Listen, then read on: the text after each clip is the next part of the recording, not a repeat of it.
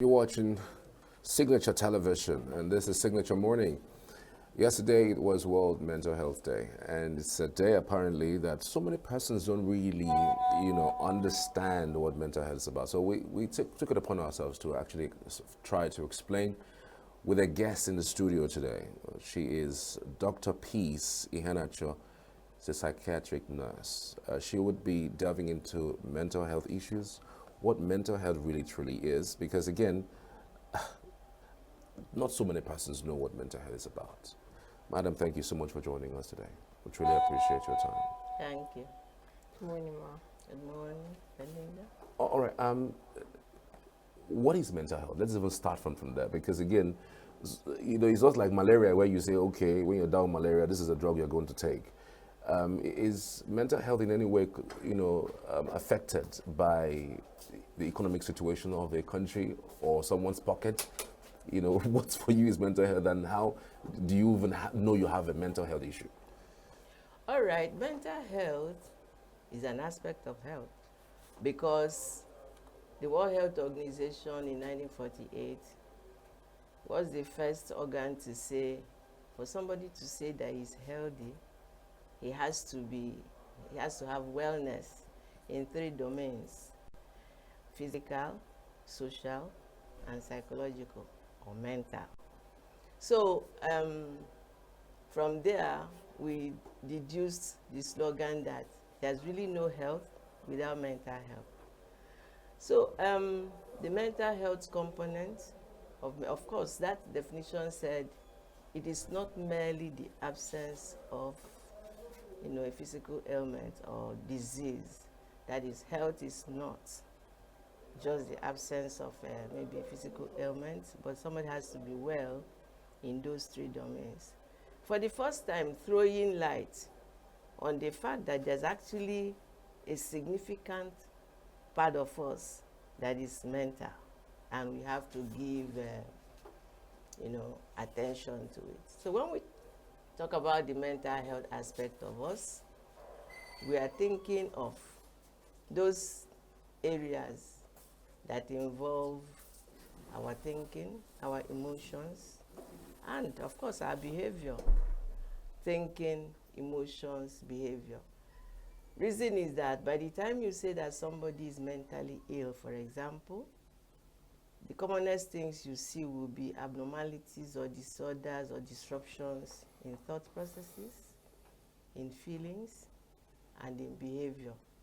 It is these distortions in these areas that now make it difficult for those people maybe to relate well with every other person, because probably the person is thinking what you are not thinking, or is feeling what you are not feeling. For example, everybody is laughing and the person thinks it is time to cry, and so on. Or everybody is crying and the person suddenly begins to laugh.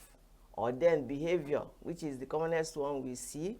You probably see somebody who is by himself, or who is unkempt, or who is packing rubbish one way or the other. So when we talk about mental health, we are saying that there is well-being in those three domains. However, anytime we also talk about illness and health, it is something that is difficult to tangibly hold. Therefore, we talk about features that make somebody know that is not mentally, or that is having challenges, not necessarily having challenges.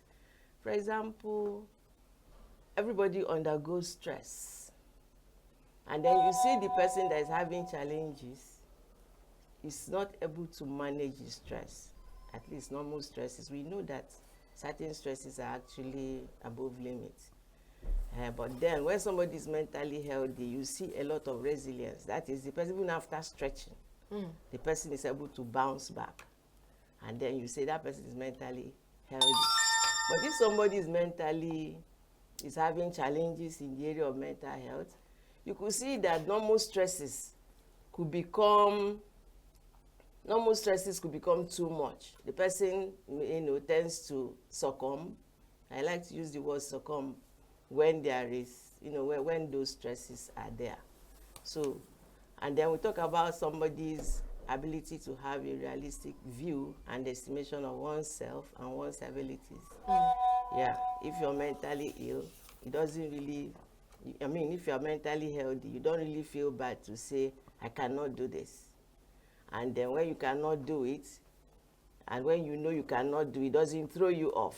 You don't begin to think that, oh, something is out of sync because I couldn't handle it, and so on and so forth. Of course, talk about relating with people, you know, having the right amount of friends when you should have different levels of friendship.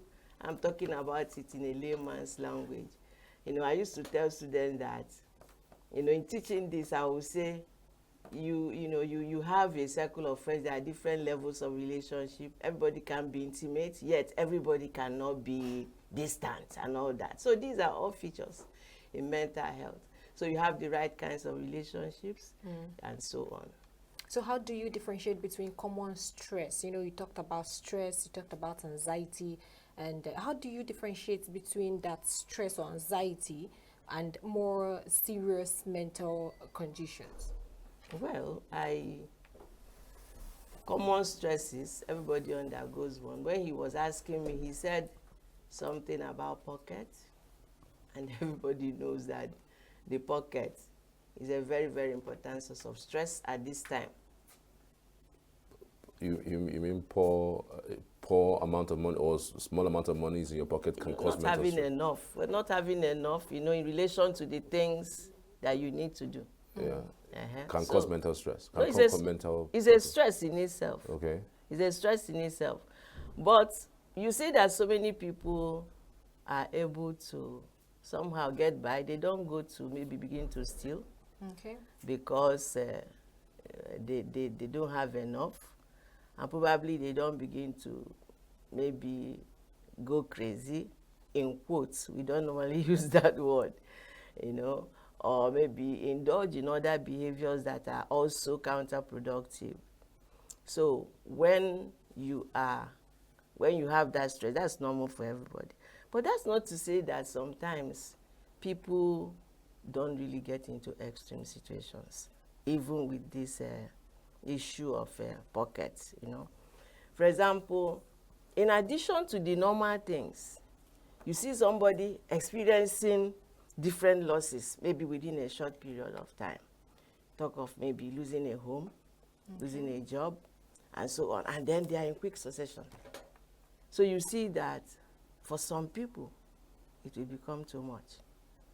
And then if you go to the hospital, what we normally see is that we will say that this person was well until.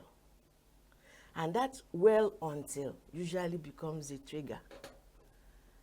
That was at the point the person couldn't take the stress in whatever dimension is coming. So how does the individual, him or herself, know that at this moment, this is the limit, I am getting depressed, or it is becoming a mental issue? Well, you know, without being instructed, people don't really know.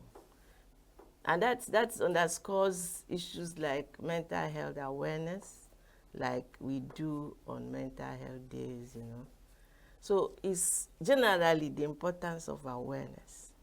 For example, somebody tells you there's a limit to what you can bear. You mustn't put yourself, some of us put ourselves almost in everything. But there's a limit to what you can bear. Another thing about mental health awareness is that you get to tell somebody, look, some of those things can be too much. And then when you feel too pressured, look for help, talk to somebody. Talking to somebody is very, very significant. You might not even know that you are going to succumb, but then you're feeling, I'm having too much already. Talk to somebody. It is true that in our environment, so many people don't listen. But one of the best things you do for yourself is, first of all, self-care, and then learning to talk to another person. Because when we share a problem, we say it's half solved, isn't it? Yeah. You know, somehow, when you open up, it's like opening the window and air comes in. You know the kind of suffocation you feel when the windows are all locked. But when you speak, you err. Talking about speaking, it's as if everybody, like yesterday, which was the Mental Health Day, we see from one of our newspapers that health facilities see 200% rise in mental health cases, and they listed a lot of things that can that contribute to these rights, like inflation, flood victims, even pump price. Now it seems as if everyone in Nigeria now is kind of not mentally stable because of what is happening. So you would be wondering who are you going to talk to, because if you're talking to me, I have my problems too. I might probably not mentally be stable. So how do we navigate, knowing who to talk to and who is going to accept? Well, let me also talk about the way I try to manage students in the class. I know that very few people actually have knowledge of what it takes. Okay. And I also, that's why I encourage, as I'm encouraging you now, you know that even though you are under stress, you might be better than one person out there. When I say we don't have a lot of listeners, that's really true. You don't even need to be a healthcare worker. Most of the time we are also preoccupied about ourselves. But, anybody can actually listen. And probably when you listen to somebody, it's not really going to tell you, do all the cognitive behavioral therapy, do all this therapy. No. Just somebody to say, it's not only you. See me, I am also, see my own. Sometimes you are looking at another person. He's saying his own. Oh, look at that. You are treating yourself. You say, I thought I'm even all alone. Okay. Something like that. Even though there are professionals too. The truth is that most health well, let me talk about doctors and nurses. We have this basic training. You cannot be a trained nurse, RN, the most basic, without undergoing certain courses in mental health, just so that you'll be able to at least listen. Do you understand? At least listen. And if you cannot afford any help, you can at least advise, this is a place to go. But then how do you think that people who know now, before we get to the unknown, because some persons move around that they don't even know they have mental issues. For those who know that they have mental issues, how do you think that they could come out of it? Because I have also heard that you don't even really need drugs, even though some people would also say that there are some drugs that can help with mental issues, depending on the kind of mental health that you have. If it is economic mental health, you need money, or maybe you need a high-paying job. If it is other one, you need God, you go to church or something. Yeah. So it all depends on the person or individuals. But then, generally, how do people come out of mental health problems? I will still continue from where we stopped. When you are aware, then you seek help. That's a few pivots or focal points of some of these things we say. And no matter what mental health organization or initiative it is, they will say, let us know, one. Then number two, let us not shy away. Number three, let us seek help. And of course, for everybody, let us not stigmatize. It can be anybody. One of the things I say in class is, mental health is a problem of living. Mental illness is a problem. Mental illness is a problem of living. Just like she talked about pump price. Somebody, it can hit the person so hard. Yet another person might just be taking it with equanimity, moving on as if nothing happened. So, number one, let's all know. Okay, you talk about the person that has problem and he knows. There's nothing else to tell the person except seek help. Yes. If you ask question, you will get to understand, maybe where you can get, help. Yeah, people should, but when you are talking about asking questions, why we don't ask questions? It's because of stigma. You know, one of the things we want to have in mental health is let's have open discussion. There's nothing too different Okay, but from again, this kind of illness and other illnesses. Right. But because we shroud it in secrecy, we don't get help. So seek help. are there specific food that someone can eat that can help mental situations? Generally, eating well. And when we talk about eating well, in those traditional things we know about, not too much of this, not too much of this, a balance of this, that, and all that, plenty of maybe water, vegetables and all that, and then rest. Being able to tell yourself, oh, this far I cannot go beyond. It's including yours truly. People tell us, but how much do we do that? Is another question of another day or another time. But truly, when you maintain general health, because again, physical ailments has something, in fact, almost every physical ailment has some mental health concomitants. Yes, it can make you feel anxious, and when you are anxious, you already entered the mental health area. Okay, so It it can means make there are you- stages, right? No, I'm saying even physical ailments can affect you mentally. For example, you can get anxious. And when you are anxious, you are in the domain of mental health, mental illness already, even though it might be a mild one. Then, a physical ailment can make you depressed. And that is the domain of mental illness. But what triggered it? Physical condition. So I am trying to answer that question by saying when you eat well and you stay healthy, you have already contributed to your mental health. Yeah, but I know when we talk about eating well, again, we know it's Relative. it's relative. It's a relative thing. But I know I also try to say not too much of anything. For example, in these are parts of the world, because of the cheaper foods are the starches and the carbohydrates and things. And then somehow we have also come to, make this kind of fast food has become status symbol here.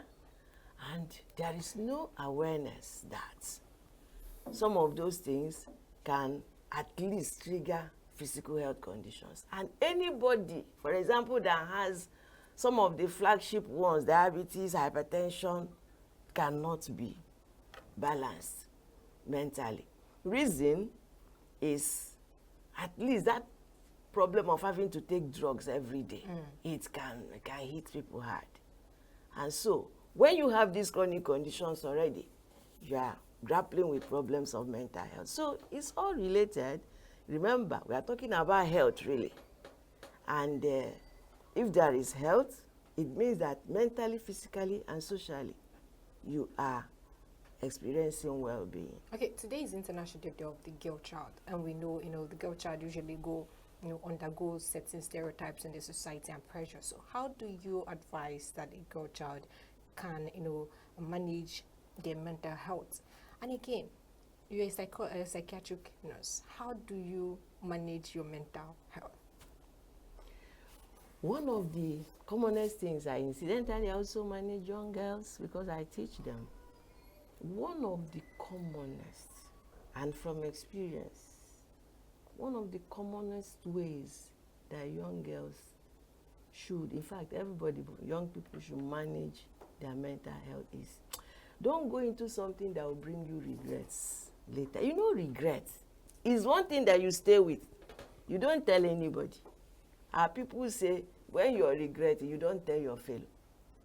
So that thing is very, very important for mental health, that you cannot lie down quietly and nothing is bugging your conscience. Is a lot. So many people begin there to get into depression. And of course, some of the commonest things for young people, especially girls again, is depression. So any behavior, any association that will take away your boldness, at least before yourself, because you know that you might actually put up a facade, but inside you are not able to face yourself. leave it, no matter how beautiful that relationship or that action looks, how acceptable, how conforming it is to society, but you can't face yourself. That's the biggest. So many times you see that, something is plaguing somebody, eating him up inside, and then there's another little trigger. Most of the time, one thing will not do it. But there's this, and this person has been weakened somewhere on the inside, maybe because of something in the past. I tell them blatantly, no, you don't have to. Don't be like the Joneses. Don't meet up with the standards. Just be at peace with yourself. Yeah. Wow. Second question, how do you manage your own mental health? Well, like I said already, that when it comes to personal, you also now think about how far have you gone. I mentioned rest. And for me, I see that's one thing I don't do, and it is not good. Okay. But the commonest thing I do is I share, because sharing brings in air. I share. That's about my strongest. Of course, my trust in God, my use of the word of God to, affect my mind many times. Say it, say to yourself what you believe the Bible says for me. Because there's a lot about mental health in scriptures. For example, when you say something like, do not fret because of this or this, or my soul, why are you disquieted within me? It's scripture, but that's me talking to myself also, because somebody who is disquieted inside may be depressed. And so if I pick it up, I say, why are you? So this positive self-talk one, which for me is normally based on scripture, and then airing. Wow. Okay, just to wrap up, because we just have around 2 minutes. If you can answer in 2 minutes, just quickly do that. 2 questions. One is, what for you is the biggest challenge working with mental health patients? And what are the signs of a mental health situation? If you see something, how do you know that this is a mental health patient? All right. There are so many. I already said before that when somebody is mentally ill, you always, especially at the point where people have to see, you always see disorders of either thoughts, which will manifest either in the way the person talks, disorder. When it talks erratically or talks coolly, or whether they used to be very flamboyant, but now they're now timid. Like, what's the sign? Because again, when you see somebody for the first time, you don't know them. How do you know that they are mentally ill? Or is it that somebody has to know somebody for a while for you to be able to identify that this person is? You can actually notice mental illness when you see, but then it has progressed from the areas we call maybe prodromal stages to frank illness. For example, if you see somebody that is in the area of speaking, depending on the type, if somebody is depressed, he can hardly talk. And the answering is usually monosyllables. Monosyllables is like, you see that the person is having trouble bringing out the word. But if you see somebody on the other, is a pole, one end, the other end, the opposite end of that depression, the person is excited. He's talking to the dozen. He cannot stop talking. From this to this to this to this, he's jumping from this, talking about, before he begins to praise this person, he'll say, look at that, all that, and burst of energy. It just depends on the time. So we are just talking of this one that is in the area of mood. It's either the person is so depressed, he can hardly, depression is such a burden. The person cannot even think about, do people eat is a problem. Taking your bath. That's why you see a depressed person, he's unkempt. You see a manic person, the opposite end is unkempt. The other one is depressed because he lacks emotional energy. There's nothing, he cannot do anything.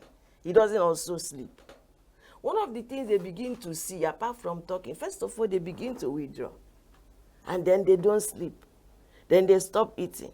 Then if it is the person who will talk, some people will even begin by becoming too prayerful. And you would think that, he's becoming prayerful. Before you know, you see the person not sleeping.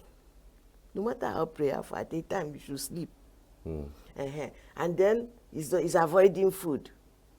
And every time it's like this, you just have to look again.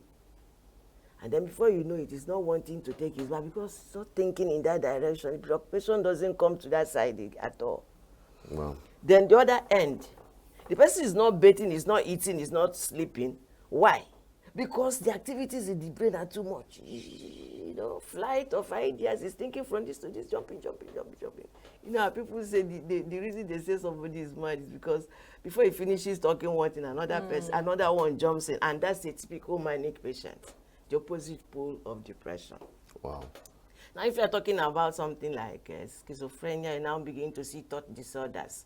Somebody might be telling you, oh, they are talking about me. That's very, very common with schizophrenia. They are talking about me. And you see them agitated. How do you feel when you know that people are talking about you and they are not involving you? You know, you feel threatened, is it not? What we call auditory hallucination. They begin to hear people talking. Some of them will say, oh, and then they'll feel persecuted. They are coming to do things to me. They want to harm me. They want to, I call them my friends. They will say, they are coming from outer space to use laser beams to take something from my brain. And the thing is so organized. You cannot persuade the person. You can't persuade the person. And so if you say anything, he, links you to the people, you're also siding there. I can get violent at you just because of that voice is hearing where people are talking about him. They usually don't include him. He's a third person discussion, and so the person feels threatened, and then he believes they are coming to harm him, and so on.